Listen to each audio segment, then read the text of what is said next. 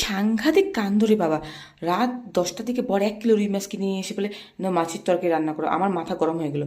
আমি সাত সাত মাছগুলোকে ধুয়ে নিয়ে দেখো রান্না করলাম, লবণ হলুদ মাখিয়ে ফ্রাই করে নিয়েছি। আর ওদিকে দুটো মাঝে এসেছে আলুকে কেটে নিয়ে লাল লাল করে ফ্রাই করে তুলে রাখলাম। এরপর ওই তেলের মধ্যে দিয়ে দিলাম দুটো শুকনো লঙ্কা, হাফ টিস্পুন গোটা জিরে ও একটা ছোটো সাইজের পেঁয়াজকে কেটে কুচি করে নিয়েছিলাম, সেটাকে আমি এখানে ফোড়ন দিয়ে দিলাম। এরপর আমি টমেটো, গোটা জিরে, কাঁচা লঙ্কা ও আদা, হাফ ইঞ্চির মতো আদা এখানে পেস্ট করে নিয়েছিলাম, একটা টমেটো দিয়েছিলাম।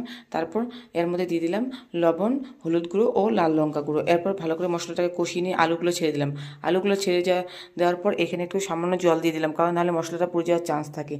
তারপর এখন ভালো মতো কষিয়ে নিলাম। দেখো তেল ছেড়ে আসছে, এই মুহূর্তে আমি কিছুটা গরম জল দিয়ে দেবো। আমি রান্নায় গরম জল ইউজ করি, গরম জল না ইউজ করলে রান্নার টেস্ট হয় না। দেখো আমি এর জন্য গরম জল ঝোল দিয়ে দিলাম ঝোলের জন্য। এরপর দেখো ঝোলটা ফুটে আসলে মাছগুলো ছেড়ে দিলাম।